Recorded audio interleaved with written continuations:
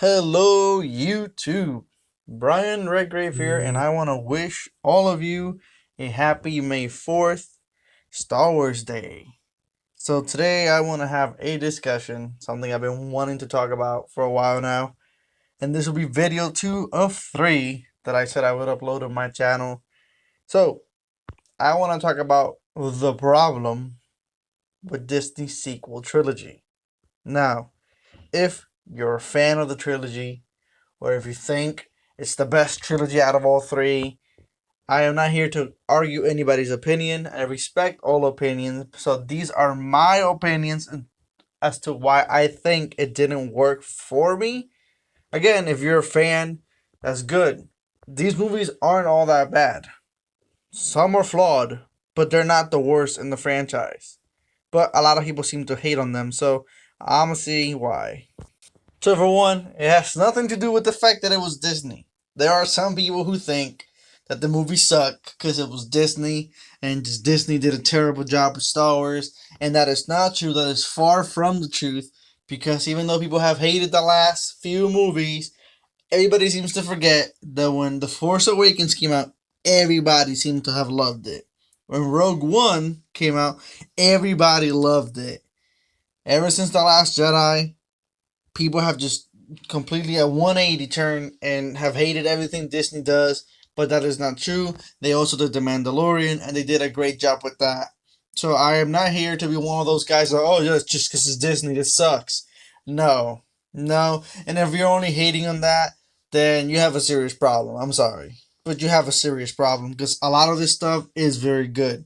So let's break down the sequel trilogy, the problems that it has. There is one big word to describe the issue in the whole trilogy, and that is a lack of direction. Direction. There is no direction in what they were doing and what they were planning, and that was a big problem because the movies themselves contradict each other a lot. And this comes to the fact that the original trilogy and the prequel trilogy were done by George Lucas, and that one man knew everything he wanted to do. He would write it down, it was his script, it was his idea, he was the creator of Star Wars, so everything that happened was all planned by one mind. And if you see that, it's easier to do a saga or a movie or a trilogy when you have one guy doing everything and when it comes to writing and all this. You know, you have movies like not Batman v Superman, Justice League, sorry, where that movie is hated because you see a direction of two directors. You see Zack Snyder and Joss Whedon. So that's essentially what happened here. Because you went from George Lucas doing everything himself, one mind, to this trilogy where you had two directors. It was originally going to be three different directors, but after one of them, I believe, stepped away, J.J. Abrams was back on board. So, yeah, that's a serious problem because not everybody wants the same thing, and it shows with the movies. It really does show. The Force Awakens came out in 2015, and it had the task of bringing Star Wars back into live action form into the movie theaters after 10 years since the last Star Wars movie, which was Revenge of the Sith. And when it came out, everybody was hype. Everybody's looking forward to seeing the movie. And if you ask me and almost everybody, the movie delivered. Well, people who aren't just Disney haters, the movie delivered. The movie was really good. It was a really good movie. I really enjoyed it. I'm a big fan of the movie, and it's probably in my top 5 Star Wars movie. I really think it's that good. But the problem was not this movie itself, but how it was followed up. See, this movie started to build things for this whole trilogy to come forward together. It started to build things. It introduced Snoke, and the movie doesn't tell you anything about Snoke. Nothing ever told about Snoke here or in comics or anything. There were theories as to who Snoke was. See, it created a mystery of who is this character. Kylo Ren. Who is Kylo Ren? Obviously, that question was answered in the same movie itself, but it was a good twist, and everything it built, it was later just, they didn't follow up on it right. Who was Rey? Who are Rey's parents? Everything that built, all the questions that you were asking, were either not answered or the answer we got later on were very like just disappointing. The movie itself was so great to have all these characters back, and then it started the trend of killing legacy characters. Now, when Han Solo died, I didn't have a problem with that. Yes, it was heartbreaking. I was like, oh wow. But the character who killed him, being his own son, added all that drama to it, so it didn't bother me at all. Yes, it hurt as a fan, but it didn't bother me. The movie did many things right. The lightsaber duel at the end was really good. It was intense. It had been 10 years since we've seen one on the big screen like that. And it did a good job. And even stuff that were a little criticized, they would try to remedy it later, like Captain Phasma. People wanted to be like the new, Boba Fett. That didn't really work out at all. Even though they were aware of that criticism, they claimed they would fix it for the next movie. So everybody thought Phasma was getting a bigger role. If you've seen The Last Jedi, you know that's not really the case. It created all these new characters who were very interesting. Who are Rey's parent was a big question when this movie came out, and everybody was asking. Everybody in the internet and the fandoms like, who are Rey's parents? And you've seen all kinds of crazy theories out there. Oh, is she related to Qui-Gon Jinn? Obi-Wan? Is it Luke? How? How? All these questions. And that was exciting. And you know what? It was exciting that we didn't get those answers in this movie. So they can build upon that for this whole trilogy. You had a whole trilogy plan only in numbers because you planned to do 3 movies, but clearly the plan wasn't there because on everything, how everything got followed up was just a big, huge disappointment. Huge disappointment. And some of the other questions like, how did Moss get Luke's lightsaber? Now, this was an answer here, or in the other 2 movies, is only answered in comics and novels and all that. And I even looked it up to see it myself, and the answer was very disappointing. So they didn't just disappoint with some of the answers in movies. No, they did in other types of comics and all this. Yeah, so, but again, in this movie alone, everything it was building up was exciting. It was exciting. What's next? It was a good start for a trilogy. I thought it was when it came out, I compared it a lot to, wow, The Phantom Menace. This is a way better way to start a trilogy than The Phantom Menace started the prequel trilogy. By far. It is far and beyond leagues ahead of The Phantom Menace. But unfortunately, I can't really say the same for the sequels that followed this. The way the movie ended, the cliffhanger with Luke Skywalker was exciting, and I could not wait till the sequel. 2 years later. Yes, 2 years later. How will this happen? What will Luke say? Luke, why are you in this island? Like, the questions, the excitement was all there, and I could not wait, and I used to be very mad. I'm like, oh man, 2 years. 2 years for the sequel. But if I would have known, I wouldn't have been that impatient to see it, right? So 2 years later, we got Star Wars, The Last Jedi. And before the movie came out, I was like, wow, The Last Jedi. Man, who's the Last Jedi? Everybody assumed it was Luke. Oh, could it be Rey? Who is the Last Jedi? And the trailers, to be honest, got me very excited for it. I thought The Last Jedi was gonna be even better than The Force Awakens based on trailers. And yet alone, the movie came out, and the critics are praising the movie. Critics loved it, but then I started to see that the fandom didn't. It was a movie that, when you look at Rotten Tomatoes, for example, you see such a high score from critics, but the fandom, the audience score is so much lower. And I'm like, well, this is interesting, right? Why is this happening? Who's right and who's wrong? Critics or the audience? Still, I was still very excited to see the movie, and I did go see the movie. And to be honest, after watching the movie the very first time at the theaters, when it ended, I did not know how to feel about the movie. I was torn. I felt mixed opinions on the movie. I didn't feel the excitement that I felt with The Force Awakens when it ended as to what the future was bringing. In fact, here I was like, what? And I just kept asking myself, what? Throughout the whole movie. And some people told me, oh no, the movie's awesome. I'm like, but how can you say the movie's awesome when it has this, and this an issue? And then they wouldn't know how to counter that. They didn't. They just thought the movie was awesome, but they didn't know why. So, what were the issues with The Last Jedi? Because it has quite a few. My biggest issue with The Last Jedi was the way it started. Luke Skywalker. After the excitement of how it ended, and even Mark Hamill was very upset at how Luke Skywalker was treated in this movie. He said, "This is not my Luke Skywalker."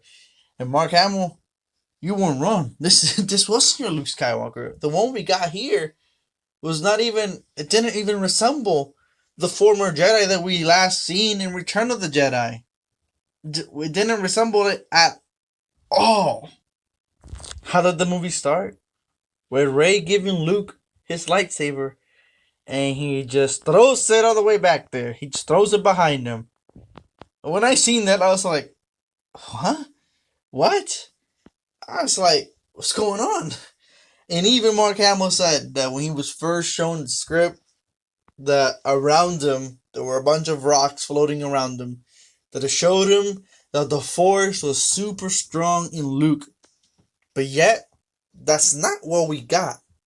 In fact, in the movie, Luke says he closed himself off from the Force. And again, that was another, what? It just, after everything we've seen him go through, what could make Luke Skywalker, what could make him close himself off from the Force? To wish that the Jedi would die?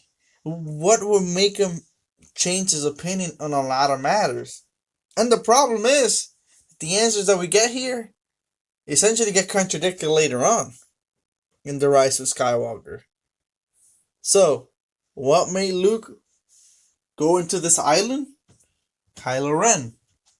Okay, but why Kylo Ren? It is shown that when he seen Snoke talking to Kylo Ren, or Ben Solo at the time, he attempted to kill Ben. And that was my biggest issue with the movie when it did that. I was like, so you're telling me that the only guy who believed that Darth Vader could be saved, his father, now is about to kill his nephew because he's being tempted by the dark side? The same guy who believed Darth Vader could be saved after everything he had done? When I seen that, I was like, no, that is not Luke. That is not Luke at all. That was the biggest movie. The movies, and here's the thing: if you don't know this movie was directed and written by Rian Johnson. So this is what I was saying about a lack of direction. The previous one was done by J.J. Abrams. See, you got two minds now doing a trilogy. See, a trilogy should all come full circle and connect. But here, you have this movie doing all these different things that just seem like, no. And this was the biggest insult. This did not feel like Luke Skywalker at all. And so many years waiting after Return of the Jedi to see Luke to get this? Big problem number 2. Snoke himself. After a perfect build-up in The Force Awakens, this giant hologram looking all scary, and you're assuming he's powerful. You're like, oh my god, this guy has to be so powerful. And all that, it's like, oh, we get to see him in person here. Yes. And he couldn't have been the biggest disappointment as a villain. Again, Rian Johnson decided to kill Snoke off. So you already killed the guy who was grooming to be the big bad of the trilogy halfway through the trilogy? Please answer that. Why? And then the way he went out, you would have thought he was at least going to go out and this duel, this awesome lightsaber duel. Instead, he got punked. He got punked. As he says, he's asking Rey questions. Kylo kills him. He's interrogating Rey, and then he's saying he can read Kylo's mind. He can see everything, and yet Kylo turned the lightsaber around that was near his waist, turned it on, and sliced him in half. Sliced him in half. What do you think about that? So the questions that we were asking ourselves, what is the connection with Ben Solo? Why did you try to turn Ben Solo? What could be his reasoning to turn Ben Solo into Kylo Ren? Who is Snoke? Where did he come from? Is he powerful? Is he a Sith? All these questions that we had, and they don't even get answered. He just gets killed in the worst possible fashion. Imagine them killing Sidious in movie 2. And then, okay, why was he after Luke Skywalker? What was the connection with him and Luke? We also don't know. The movie doesn't tell us anything. It doesn't tell us anything. That's the problem. It either doesn't tell us anything, or the questions that we were asking ourselves, it doesn't answer them. You see the problem here? It's just, you built this guy up, and you killed him. In movie 2 out of 3. So, another thing that got built up in The Force Awakens, and that fantastic question that they just took a major dump on you. Who are Rey's parents? That was the big question heading into this movie. Who are their parents? Who are her parents? Are we going to get the answer here? Are we going to get in the finale of the trilogy? No, we got the answer here. Who were her parents? Was she related to Qui-Gon? Windu? Obi-Wan? Anybody? No. She got told by Kylo Ren that her parents were a bunch of nobodies. Yeah, because that's the answer we wanted, right? You see the internet going around crazy. Who are her parents? And Rian Johnson decided to, the answer be a bunch of nobodies? I'm sure if J.J. Abrams would have had his way, it would have been a different answer that we got here, and probably even in The Rise of Skywalker. But he had to fix it there. Did he fix it in the best way? Absolutely not. But we're not in The Rise of Skywalker yet. So, her parents are nobody. Rian Johnson claimed that this was done, supposedly, so anybody could be a Jedi. Anybody can be strong. It doesn't have to be a chosen one like Anakin. And I can get where he's coming from, but that is not what we wanted. It is not what we wanted. It's not what we asked for. See, I could have been I hope she's related to Qui-Gon, but then if we get another answer, I would have been okay. It would have been cool. But when your answer is they're nobodies, and she's this strong with the Force, because that was the problem. She never had been trained, was so strong with the Force. So you had to assume she came from a powerful lineage. But no, she did not come from a powerful lineage. She came from nobodies. Thanks, Rian Johnson. Thank you. Just what I wanted to hear. Absolutely not. Absolutely ridiculous. So, that was Rey. That's who her parents were. Were you happy about that choice? I don't think you were, because I wasn't. The movie had other issues too, like pacing. There was a big part of the movie that was just absolutely boring and ridiculous. And if you've seen the movie, you know what scene I'm talking about, right? The casino scene. That was all boring, pointless, and how convenient that Finn and Rose go to get a hacker from there. They can't find their mystery man, but yet found another hacker out of nowhere. How convenient. That was stupid. It was stupid. It was a boring scene that dragged the whole movie. If you would have taken that whole chunk out of the movie would have been a lot better pacing. They wouldn't have saved the movie completely, but it would have been better pacing instead of being this boring, slow part of the movie that's just, every time I watch this movie, it's just like, can we just get past this already? It's just how convenient they go in there for one hacker and get another one. And then that whole plot was pointless anyway. It was pointless. Didn't really go anywhere. And then, don't even get me started in the whole Holdo spaceship debacle. Ridiculous. Another thing that I had no issue with it here, but then we technically got a different answer in The Rise of Skywalker. So throughout the movie, Rey and Kylo can communicate and talk with each other even when they're super far away. And this movie claims it was because Snoke linked their minds to find out where Luke was. That I have no problem with. The problem is that after Snoke dies, this keeps on happening, and then we get a different answer as to why it keeps on happening. So I had no issue with that here. It's just that then you later contradict that. So what was the whole point of giving us that explanation to then give us another explanation? See, lack of direction, different director. You see what I mean? No clear mindset in what you want to do. So you want to do things, but you don't care about how it connects later on. That's a big problem. The whole chase sequence, I touched this a little bit on earlier with Holdo and all that. That whole chase sequence was stupid, boring, and pointless. And then another issue the movie has is it tries to be funny, and it doesn't really deliver most of the time. It's like Disney thought they were making another Marvel movie instead. Marvel humor does not work on everything, and it did not work here. Literally, the movie opens pretty much with a joke. No, the humor that you use for Marvel Disney does not work here. Most of your jokes did not land in this movie. So don't do it again. And what was the message of this movie? Let the past die. Kill it if you have to.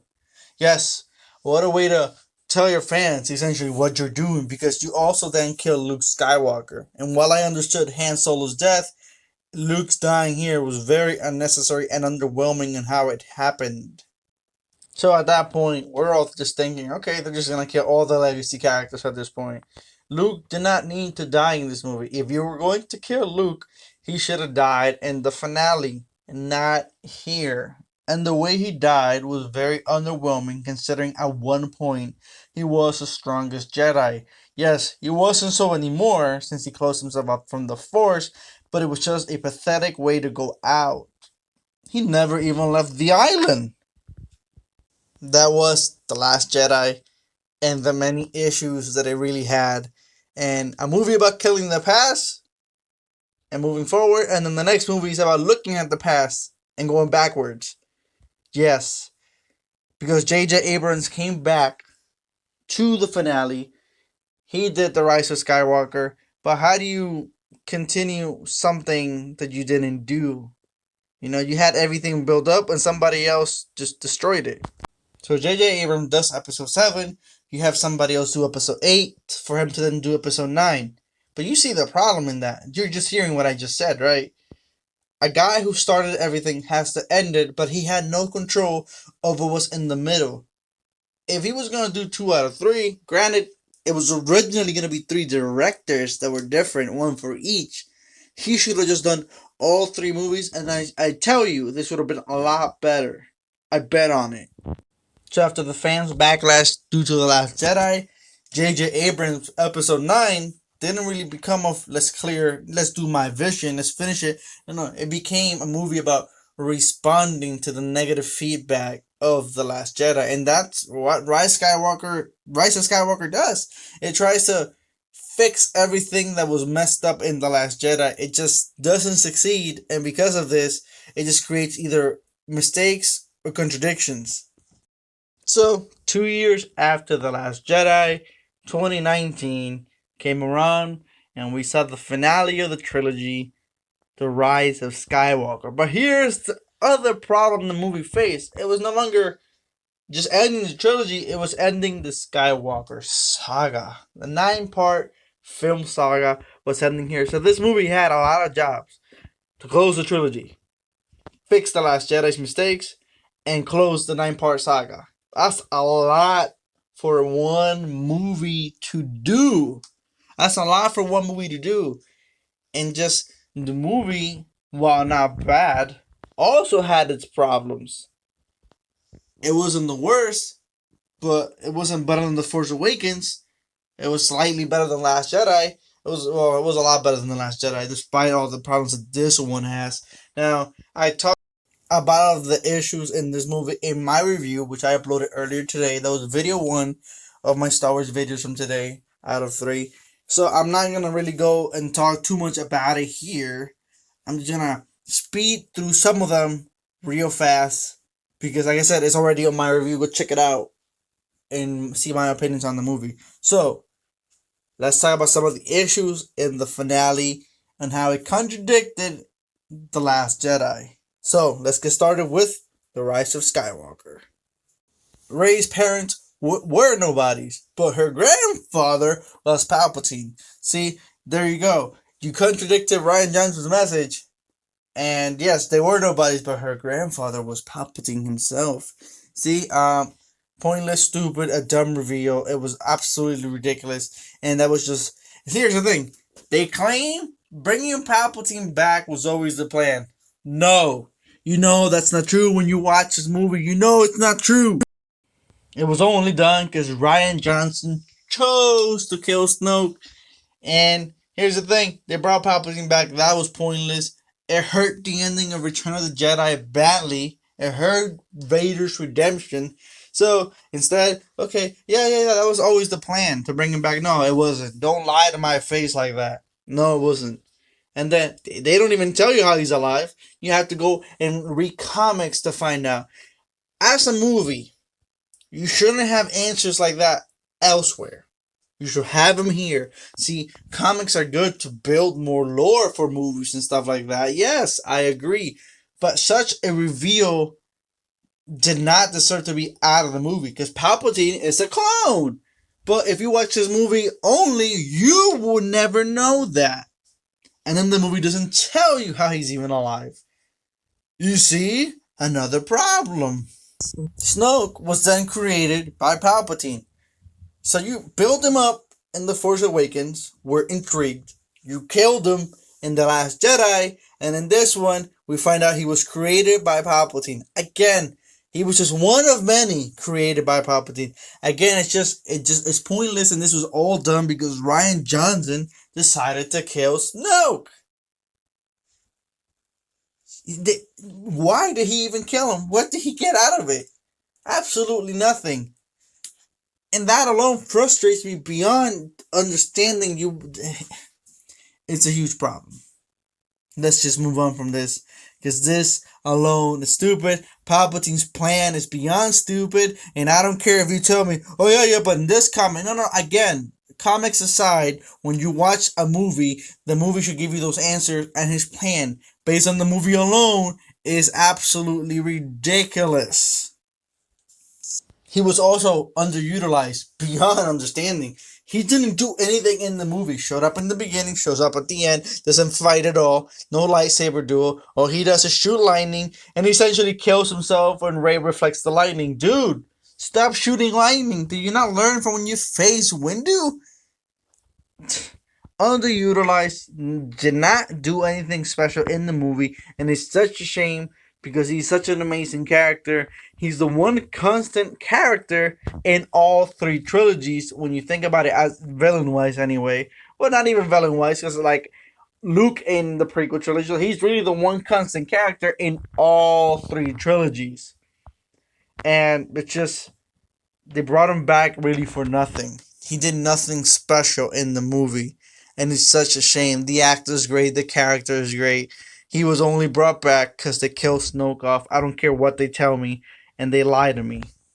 Then we got Kylo and Rey, which their explanation for talking and being able to transfer objects and all these conversations is explained through a forced dyad. Now, I had no problem with this. I actually think it's a cool, neat idea that this movie introduced. But then it contradicts the fact that, according to Snoke in the last movie, he linked their minds so they could talk and so he could find Luke Skywalker. Two different answers. Clearly, Snoke was a liar then. Rey throws her lightsaber away. Luke catches it, says a Jedi's weapon deserves more respect. But this is the same Luke who literally threw it in the last movie like a piece of trash, right? Another way that the movie's like just begging for forgiveness for the mistakes of the Last Jedi, and it tries to do everything to remedy and fix everything, but it just creates a movie that it doesn't feel like it connects too well as it should. Another problem, once it's revealed that Rey is a Palpatine, Luke claims that he and Leia knew. That they always knew, even though in The Last Jedi, when he sees Rey, he asks, "Who are you?" Yet here, he always knew she was a Palpatine. What? See what I mean? That the movies don't connect as well as it should. And if you watch all three in a row, it's just gonna feel convoluted and not making much sense since it keeps contradicting and some of the stuff doesn't make sense. Maybe if you haven't seen The Last Jedi in 2 years and you watch this, you probably didn't even remember that. I remembered. I remembered, and it was a big what. They knew. They always knew. Don't come with that. Don't come with that. This movie wants to be, and I'm sorry for The Last Jedi. So I'm gonna stop right there with some of the contradictions and problems, because, like I said, a lot of them and more are my review of the film, which are on my channel. Go check it out. So overall, what did we get? A trilogy that didn't make a lot of sense when you watch all together. Again, had J.J. Abrams done all three films, I am more than 100% sure this would have been a more solid trilogy that would have made a lot more sense if you wouldn't have had Ryan Johnson in the middle just destroying the trilogy. Because, yeah, that's what he did. Everything he did in that movie affected The Rise of Skywalker, because instead of doing its own thing and building and closing everything, it had to worry about fixing the issues from The Last Jedi to make fans happy. But what you got was a movie, like I said, closing a 9-part film, closing the trilogy, and fixing The Last Jedi. It was just too much for this one film. And this movie got a lot of criticism. Yes, a lot of them were fair, some were unfair. Like I said, the movie, like I said in my review, the movie's the lowest rated Star Wars movie in Rotten Tomatoes. I think that's an exaggeration now, but it's a shame. It's a shame that Disney's sequel trilogy went like this, because it had such an amazing start with The Force Awakens, such an amazing start, and then what it got followed with was a disaster. And then we got a movie trying to fix a disaster. It was never gonna succeed. And a lot of the issues from The Rise of Skywalker really come from trying to fix The Last Jedi. And yes, they tried to fix it to heal the fandom a little bit, but by doing so, you created these problems and contradictions that just were stupid. And I think it might have been better. Look, I hate The Last Jedi, and it might have been better if he would have left it alone, so everything would have made a lot more sense. Yeah, and as a saga finale, it kind of ends the saga in a sour note. It didn't do some of the stuff people wanted. A lot of people wanted Anakin to show up at some point as the Force goes, or however, and we didn't even get that. People have been asking that since The Force Awakens came out, and we just never got it. We just got a voice cameo with a bunch of the other guys. That was a shame. Yeah, I enjoy The Rise of Skywalker a good amount, despite some of the issues that it has and contradictions. I love The Force Awakens, and I have too many issues with The Last Jedi. But that's Disney's sequel trilogy, and we are gonna get more Star Wars films. They just won't be part of the Skywalker saga. So we'll see how that goes. I know they're taking a little bit of a break. I think they don't come back to 2022. So I think they're trying to make sure the fandom heals after these last two movies. So those were my problems with the Star Wars sequel trilogy, and it had nothing to do with just it's Disney. No, it had nothing to do with that. It's not. It's Disney, because Disney has done good stuff, like I mentioned. So we'll see what the future of live action Star Wars brings, movie wise, because we know we're getting the Mandalorian season 2 this year, and we'll see. This will forever remain a flawed trilogy. So I still enjoy it despite The Last Jedi. And I'm very excited for the future of Star Wars when it comes to movies. I am pretty sure Disney would have learned from their mistakes in this situation from these two movies. And like I said, the issue to me was a lack of direction. It's just, like Marvel, they have Joss Whedon and he oversees everything. You don't have that here. Kathleen Kennedy doesn't know two shits about Star Wars. And it's a shame. I love Star Wars. Star Wars is amazing. I love the music, the movies, the memes that people make. Like, this one to me is hilarious. It's just amazing. Star Wars is such great storytelling. And it's just, I love Star Wars. And I want to see it being done right. This trilogy, unfortunately, was very flawed because two of the three movies were very flawed. But I still enjoyed it and find enjoyment. I am not one of those guys that just hates the trilogy and hates it and hates it and hates it. No, I am not that. Despite its flaws, it was a very good, entertaining trilogy that I'm still grateful for. Despite its problems, I'm grateful for. I own all of them. I own all of them. I've watched all of them multiple times. Even The Last Jedi, which I have many issues with, I've seen quite a few times because I love Star Wars. So I'm just excited for the future. Despite its flaws, I still find enjoying them in them. And I know this was not a very positive video about Star Wars when two of the three movies are very flawed. But I still want to wish everybody a happy Star Wars Day. Happy May 4th. May the 4th be with you. This has been Brian Redgrave giving you his opinions on this Disney sequel trilogy. If you agree with me, let me know in the comments. If you disagree with me, also let me know in the comments. Like the video if you like, share, and subscribe. This has been Brian Redgrave. Redgrave out.